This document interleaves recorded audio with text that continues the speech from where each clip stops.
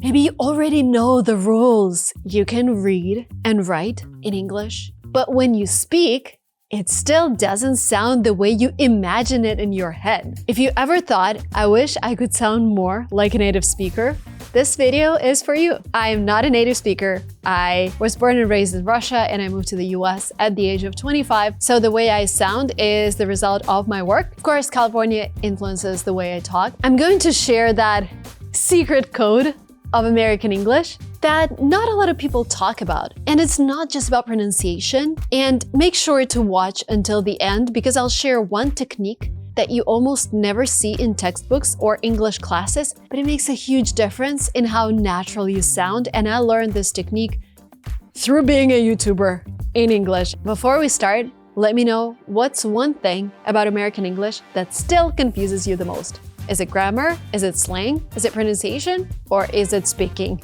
Let me know in the comments and maybe I'll make the next video about that. So here's something that completely blew my mind when I first discovered it. American English is literally like music. Think about it. When you listen to your favorite song, you don't just hear words, you hear melody, rhythm, and emotion all wrapped together, and words are kind of wrapped together. That's exactly what's happening when Americans speak. Native speakers don't just say words, they sing them with specific patterns. And once I cracked the code by listening to other YouTubers, by listening to Americans, it changed a lot for me. I feel like my language just evolved and progressed to the next level. Let me break down 3 basic intonation patterns that will make you sound so much more American. First of all, rising intonation. This is your question voice, but here's the trick. Americans also use it when they're excited. Oh my God, you got the job? That upward melody shows genuine excitement. I got the job. Then you have falling intonation. This shows completion and confidence. When Americans make statements, they go down at the end. I'm from California. Strong, confident, done. The entire city looks like Ratatouille. Flat intonation. And this is where a lot of non-native speakers get stuck. If everything sounds flat, Americans think you're bored or uninterested. They don't even hear the question if it's flat. Like sometimes I say something in a flat intonation and it's a question and they don't react because they didn't realize it was a question. So make sure you use intonations when you speak. The next thing we're going to talk about is intonation. Because the way you shape your voice can completely flip the meaning of the same sentence. Remember how Americans didn't really get that I was asking them something if I didn't use the question intonation? And here is where it really gets interesting. There aren't just 2 or 3 kinds of intonation. In real life, there are dozens of shades, and the same sentence can carry completely different meanings depending on how you say it. Take this one. My boss wants to see me. My boss wants to see me sounds like I'm anxious, maybe in trouble. My boss wants to see me. Now it feels like I'm about to get good news, maybe even a promotion. My boss wants to see me. Same words, but now it feels like I'm frustrated or tired of my boss. My boss wants to see me? This time it shows shock, like I didn't expect it at all. Why me? And now my boss wants to see me Friday at 5 o'clock. The boss wants to see you. Really? Dad wants to see me? This is what I call emotional authenticity, and it's huge in American culture. Your intonation doesn't just deliver words, it delivers the emotion behind them, and Americans are very emotional. You know how sometimes Americans sound like they're speaking super fast and you can barely catch individual words? That's because they're not saying individual words. They're linking everything together into one fluid sound. Almost. Instead of, do you want to eat? Americans actually say, do you want to eat?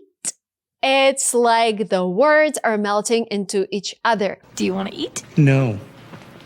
I'm not going to bore you with all the technical stuff, but here are the most important ones you need to know. I don't know becomes, I don't know. I don't know. Going to becomes gonna. I'm gonna stop trying to make you laugh. And of course, you don't have to do that. Both are grammatically correct. It's just, you're gonna sound more natural. Want to becomes wanna. You want to do this? I want to do this. Have to becomes have to. I have to go. I have to go. And this isn't sloppy speech. This is proper American English. I remember taking a class with an accent coach who's from Hollywood and she's amazing. And she said, Marina, you still sometimes say going to. No, gonna. That's the right way to say it. And when she said it, I was like, wait, so all these years, I was trying to pronounce every word perfectly and I was actually sounding more foreign. Try this with me. Instead of saying each word separately, blend them together. What do you want to do becomes, what do you want to do? What do you want to do first? And here's the cool part. This linking happens in lots of little ways. If two words both have the same sound, Americans don't repeat it, they just stretch it. And that was one of my mistakes. Like we spent, I think, 2 classes fixing that.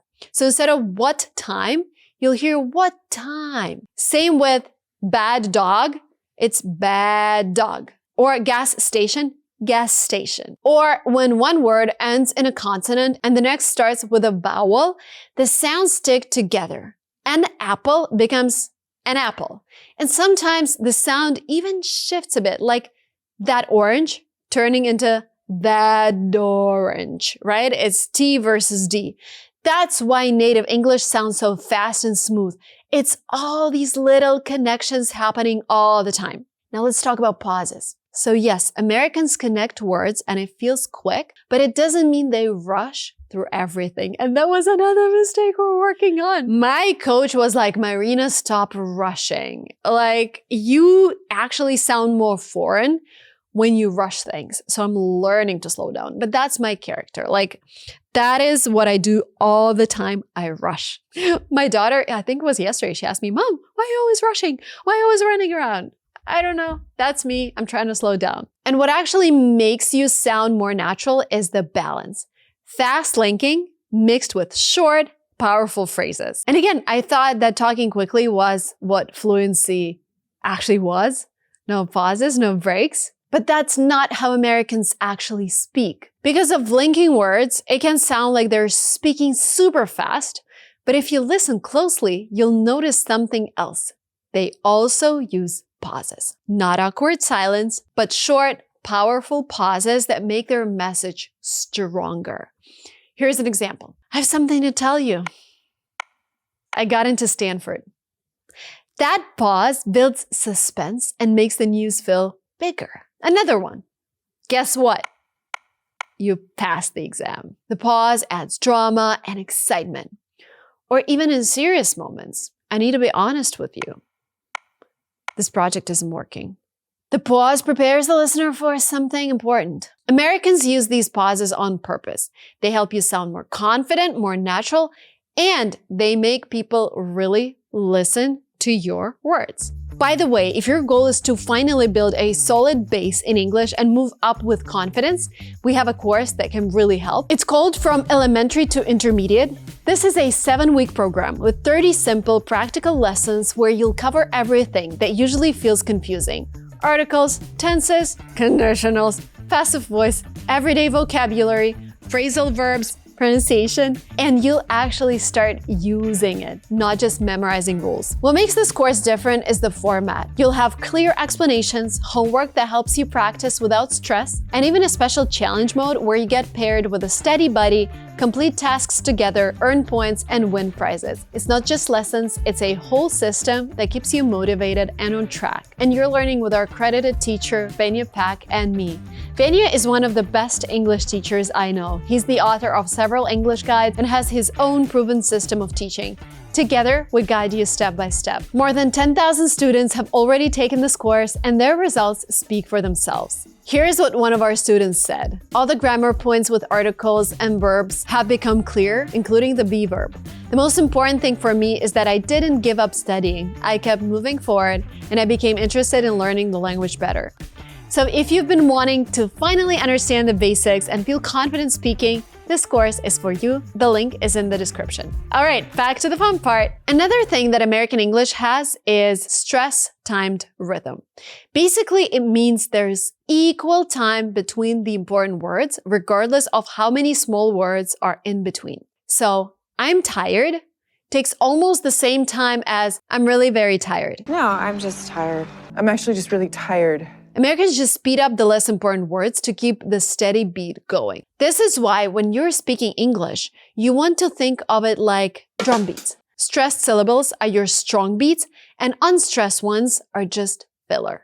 Let's talk about exaggeration. This one is hard for me as a Russian because we're naturally more reserved, but Americans love to amplify everything. If something is good, it's not just good, it's amazing, awesome, incredible, or fantastic. And if you say something is fine or interesting, Americans might think you actually hate it. So if an American asks you whether you like their new haircut, and you reply, it's nice, they might see it as diplomatic criticism. So from now on, amp up your positive responses. Instead of good, try that's awesome.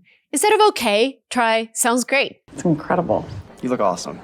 It might feel over the top at first, but this is just how Americans communicate enthusiasm and positivity. Also pay attention to body language. I learned it from my career. And here's something that might surprise you. Sounding American isn't just about your voice, it's about your whole body. And this is actually really important to understand because body language varies so much across different cultures.